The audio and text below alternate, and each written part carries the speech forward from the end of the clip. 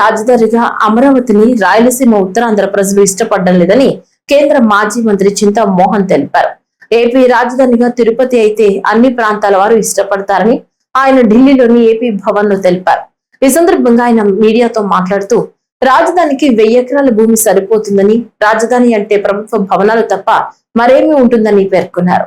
మరింత భారీ స్థాయిలో రాజధాని ఎందుకు నిర్మించాల్సిన అవసరం ఉందని ప్రశ్నించారు. 1,00,000 ఎకరాలతో రాజధాని నిర్మాణం వల్ల అప్పులు నష్టమే తప్ప ఎలాంటి లాభం లేదని తేల్చి చెప్పారు.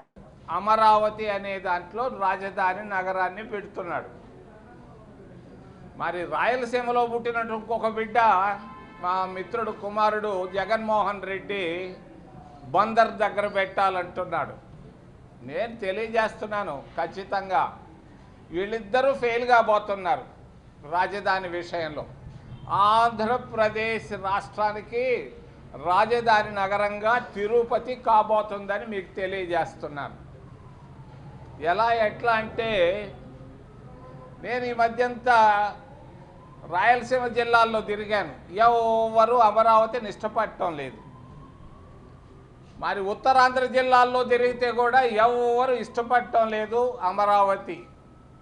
దాని అమరావతిని అందరూ అంటున్నారు, లోపల చంద్రావతి అని అంటున్నారు. చంద్రబాబుకు ఒక్కడికే ఆమోదయోగ్యంగా ఉంది, ఎవరు ఇష్టపడటం లేదు.